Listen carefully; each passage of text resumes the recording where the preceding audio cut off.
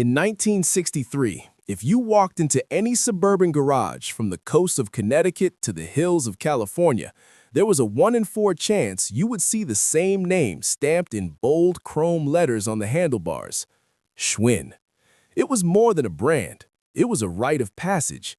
They built the Stingray that defined a generation's childhood. They invented the balloon tire cruiser, the paperboy bike, and the muscle bike with the banana seat that every kid in America begged their parents to buy. At their absolute peak, this company ran 3 shifts, 24 hours a day, employing nearly 2,000 workers in a sprawling Chicago industrial complex. They sold over 1 million bicycles a year, bikes so coveted the dealers had waiting lists 6 months long. But then, something went catastrophically wrong. By 1983, those same Chicago factory floors sat empty. The workers were gone. The machines were silent. And within 8 years, the company that survived the Great Depression and 2 world wars would file for bankruptcy. Its market share, once a dominant 25%, collapsed to a mere 5%. They weren't just losing money. They were drowning in $82 million of debt. This is not just a story about old bikes rusting in a basement. This is the story of how an immigrant engineer turned a bicycle boom into America's greatest 2-wheeled empire. It's a story of how an industrial dynasty became so arrogant, so blinded by its own glory, that it imploded in less than 2 decades. Welcome inside the silent factory, where America's bicycle dream was born, dominated, and ultimately destroyed. Chicago in 1895 was not a city, it was a furnace. It was a place where fortunes were made in the mud and lost in the fire. Into this chaos stepped Ignaz Schwinn, a 35-year-old mechanical engineer from Germany who carried a vision that was far more precise than the city around him. Ignaz didn't just want to build bicycles, he wanted to build the perfect machine. But in the Gilded Age, brilliance wasn't enough. You needed capital. You needed a partner who wasn't afraid to bleed. Enter Adolf Frederick William Arnold. Arnold was a financier, a man of cold numbers and sharp suits. When he met Ignaz, the bicycle craze was hitting America like a fever. There were over 300 bicycle manufacturers in the United States, and nearly 100 of them were crammed into the streets of Chicago. It was the Silicon Valley of the 19th century. The deal was struck with a handshake that would change the American landscape. Arnold provided the money, Schwinn provided the soul. Together, they formed Arnold and Schwinn Company. Their first factory was a modest brick building on Lake Street, but inside, the air was thick with the smell of scorched oil and metal shavings. Ignaz Schwinn was a perfectionist who terrified his workers. He would walk the factory floor, picking up random parts, measuring them with calipers. If a part was off by a fraction of a millimeter, he didn't just reject it, he would throw it across the room. By 1899, they released the World Bicycle. It was light, fast, and engineered with a German precision that the American market had never seen. While competitors were focused on making bikes cheap, Ignaz was focused on making them indestructible. He knew that in a crowded market, the only way to survive was to become the gold standard. He wasn't selling a toy, he was selling a piece of high-end engineering. But as the new century dawned, the bicycle fever began to break. The very bubble that had built the company was about to burst, and the streets of Chicago would soon be littered with the corpses of dead empires. In 1900, the American bicycle industry hit a wall. The market was oversaturated. Every man, woman, and child who wanted a bike already had one, and the fad was being replaced by a new, louder obsession, the horseless carriage. Panic swept through the industry. Prices plummeted. Companies began merging into a massive conglomerate called the Bicycle Trust, a desperate attempt to fix prices and kill competition. They invited Ignaz to join them. They told him that if he stayed independent, they would crush him. Ignaz Schwinn did the most old money thing imaginable. He said no. He watched as his rivals, men he had shared drinks with, sold their souls to the trust. He watched as the trust eventually imploded under its own weight and mismanagement. Ignaz didn't panic. He doubled down. He realized that if he couldn't sell millions of bikes to adults, he would sell the dream of adventure to children. He began to innovate. He bought out his partner, Arnold, becoming the sole king of his domain. He was now the master of his own fate, but the world was changing. To survive the decline of the bicycle, Ignaz made a pivot that was both brilliant and dangerous. He bought the Excelsior Motor Manufacturing Company. By 1912, Schwinn was no longer just a bike maker. He was the third largest motorcycle manufacturer in the world, trailing only behind Indian and Harley-Davidson. He was building machines that could hit 100 miles per hour. He was competing on the world stage. He had successfully navigated the first great apocalypse of his industry. He had survived because he was faster, meaner, and more precise than everyone else. But the biggest test was yet to come. A shadow was falling over the world, a Great Depression that would force Ignaz Schwinn to make a choice that would either save his family's name or bury it forever. Here are chapters 4 and 5. We are now moving into the most critical era of the Schwinn timeline, the era where the brand stopped being a company and became a monopoly. To maintain your 10,000-word trajectory, these chapters focus on the ruthless logic of the Great Depression and the psychological manipulation of the American consumer. In 1929, the music stopped. The Roaring Twenties had been kind to Ignaz Schwinn. His motorcycle division, Excelsior Henderson, was a roaring success, producing some of the fastest, most beautiful machines on the planet. But when the stock market crashed, the luxury of a 100-mile-per-hour motorcycle became an absurdity. People weren't looking for speed anymore. They were looking for a way to get to a job interview for a job that didn't exist. Ignaz Schwinn, now an old man but still possessed by a predator's instinct, looked at his ledgers. He saw the end coming before his competitors did. In 1931, he called his department heads into a boardroom that smelled of stale tobacco and desperation. He didn't ask for their opinion, he gave them an order. Today, we stop. In one afternoon, Schwinn executed his own motorcycle empire. Excelsior Henderson, a brand that had taken 20 years to build, was shut down instantly. Ignaz didn't want to wait and see. He didn't want to pivot slowly. He knew that if he tried to save the motorcycles would drown the bicycles. He cut the anchor to save the ship. While Harley-Davidson and Indian struggled and nearly went bankrupt trying to hold on, Schwinn retreated to his core. He went back to the simple, humble bicycle. But he did it with a twist. If people couldn't afford cars, he would give them a bike that felt like a car. He introduced the balloon tire. Before this, bikes had thin, fragile tires. Schwinn's new tires were fat, cushioned, and looked like they belonged on a Cadillac. He added streamlined fenders, gas tanks that were actually toolboxes, and chrome headlights. He turned the bicycle into a status symbol for the working class. Even in the depths of the Depression, Schwinn was selling a dream of the new America. He survived the 1930s not by being cheap, but by being the most desirable thing a person could still afford. After World War II, America wasn't just a country, it was a consumption engine, and at the head of the Schwinn family was now Frank W. Schwinn, Ignaz's son. If Ignaz was the engineer, Frank was the strategist. He understood something that his rivals at Huffy and Murray didn't. Control is better than sales. In the 1950s, most bicycles were sold in hardware stores or giant department stores like Sears. They were treated like hammers or bags of nails. Frank Schwinn hated this.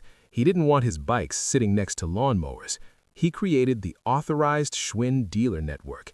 He told thousands of small shops across the country, if you want to sell Schwinns, you sell only Schwinns. You must have a clean showroom. You must have a professional repair bay. You must wear the Schwinn uniform.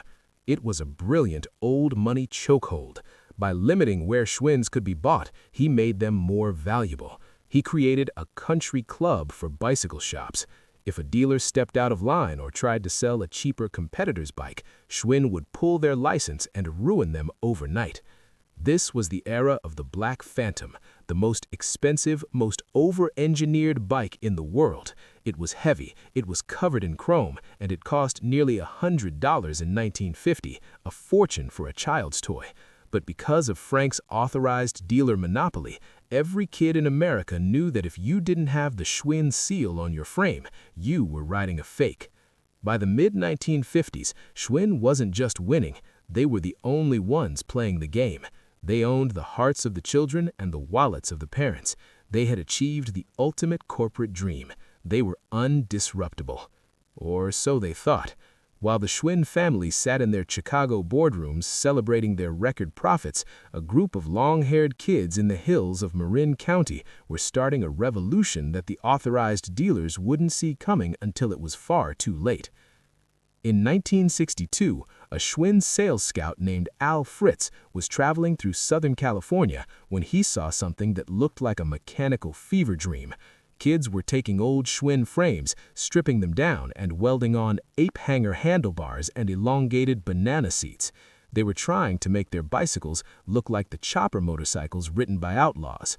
Fritz didn't see a messy DIY project. He saw a gold mine. He rushed back to Chicago and presented the idea to the board. The old guard at Schwinn hated it. They thought it looked ridiculous. They thought it was dangerous. They thought it was a fad that would vanish in 6 months. But Al Fritz pushed. He called it the Stingray.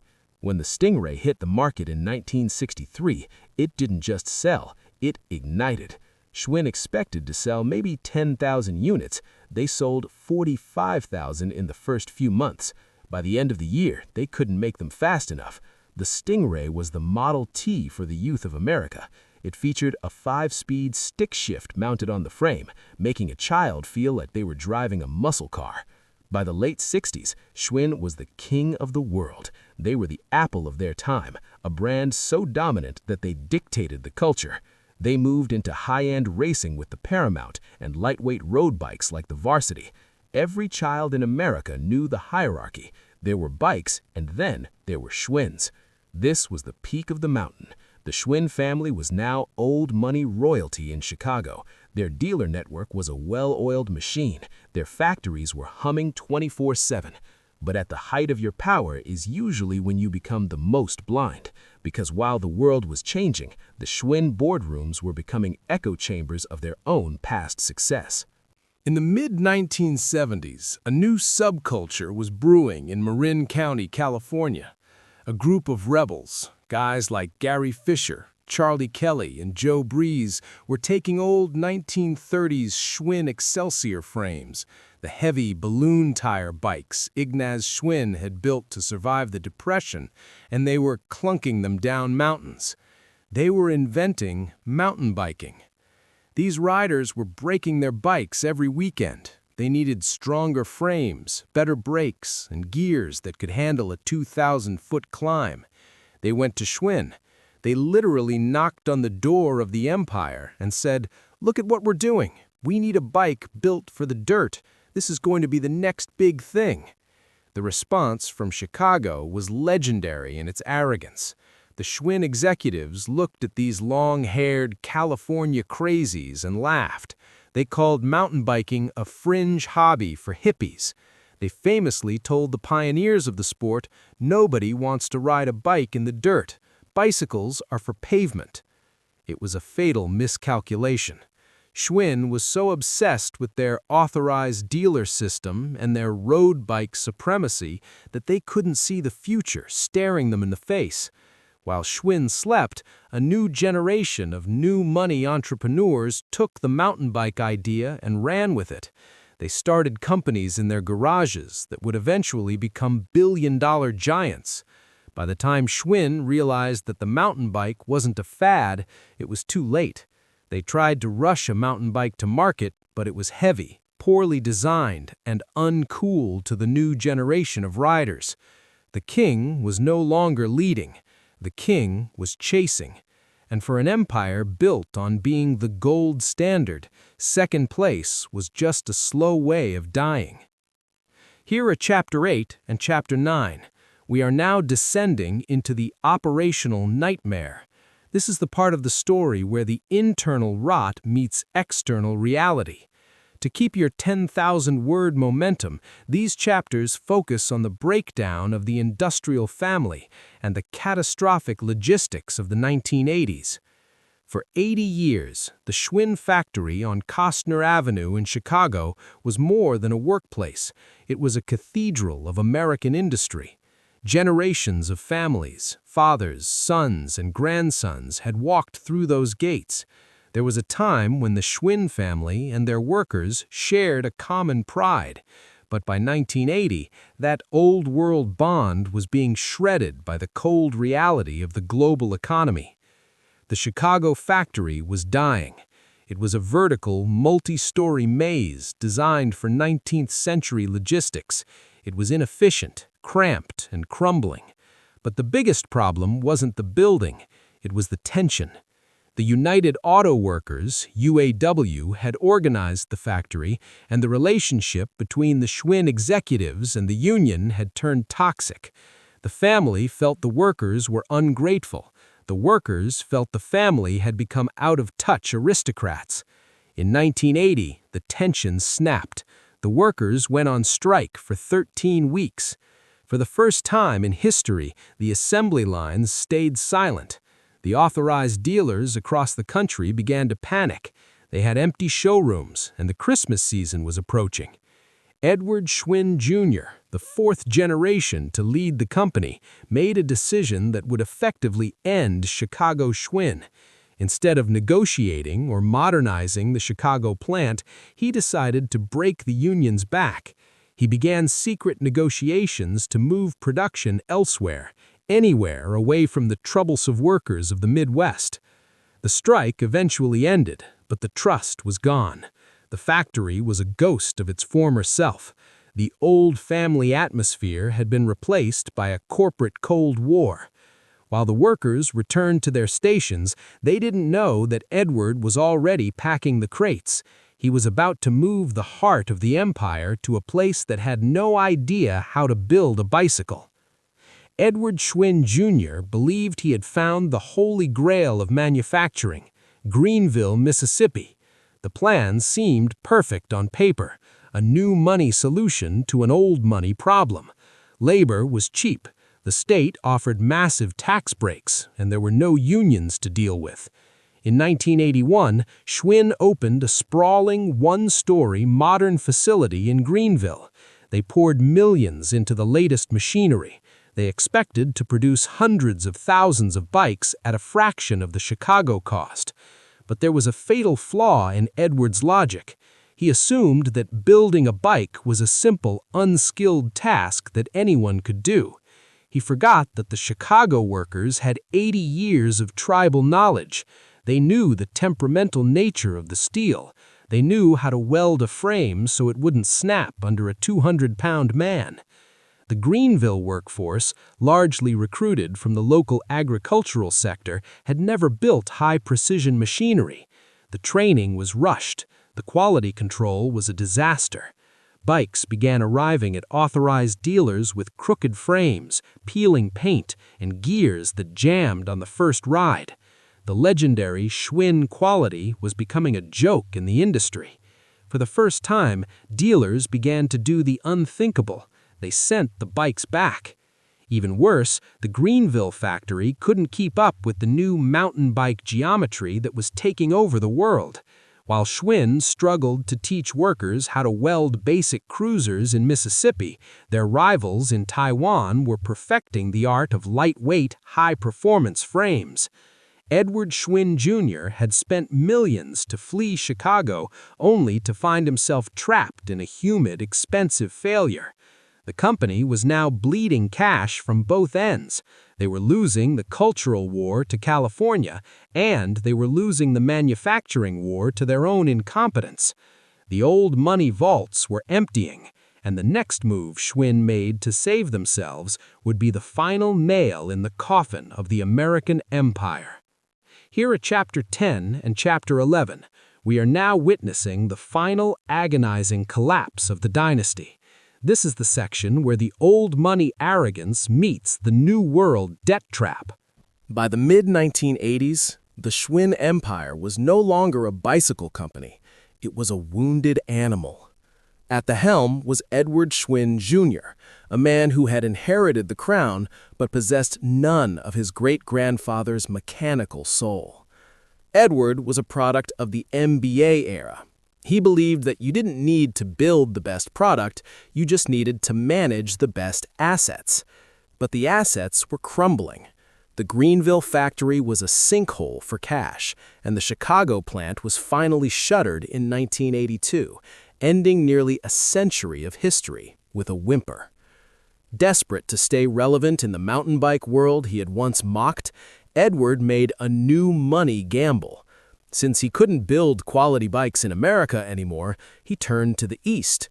He began a partnership with a small, unknown Taiwanese company called Giant Manufacturing. At first, it seemed like a masterstroke. Giant could produce high-quality mountain bikes at a fraction of the cost. Schwinn would slap their legendary Chicago logo on the frames and sell them at a premium through their dealer network. For a few years, the profits returned, but Edward had made a deal with the devil. He didn't realize that by outsourcing his production, he was handing over the Schwinn secret sauce to his future executioner. Giant wasn't just a supplier, they were a student. They watched how Schwinn marketed, how they designed, and how they failed. To fund this massive transition, Edward took on tens of millions of dollars in high-interest debt. He was betting the entire family legacy on a virtual company, one that didn't own its factories or its technology. By 1889, Schwinn was $80 million in debt. They were no longer working for the customers, they were working for the banks.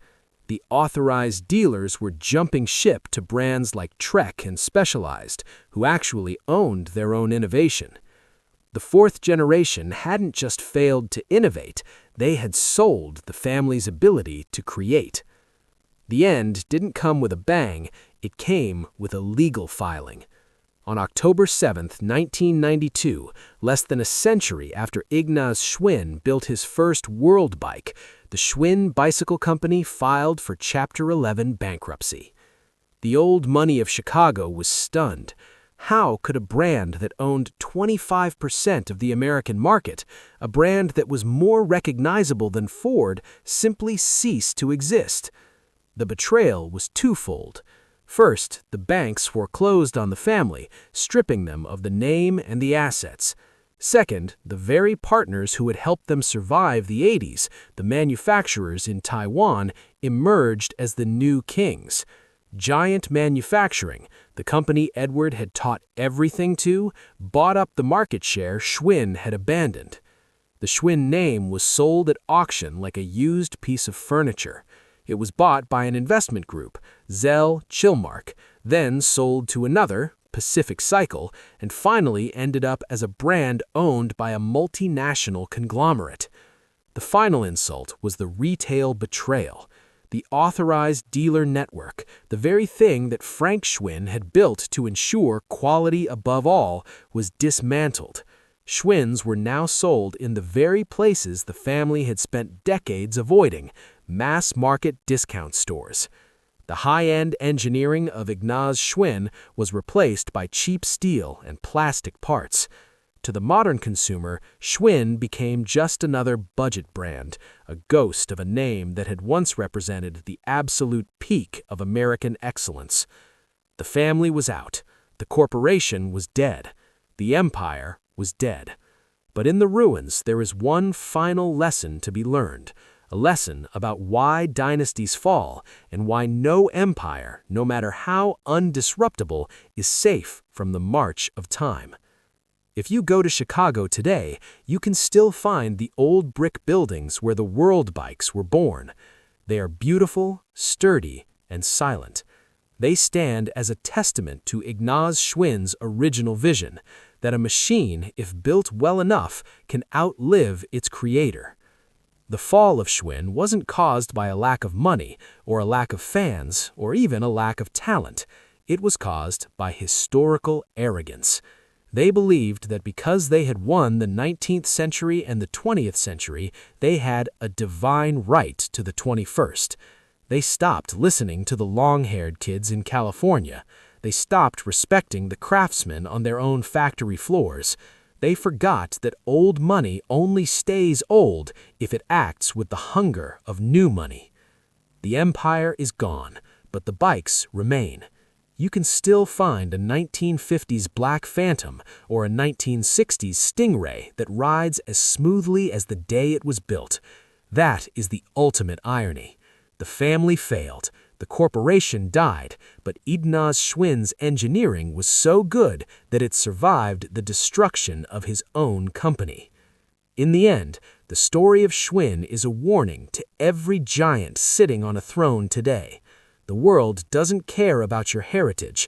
It doesn't care about your authorized network. It only cares about what you are building today.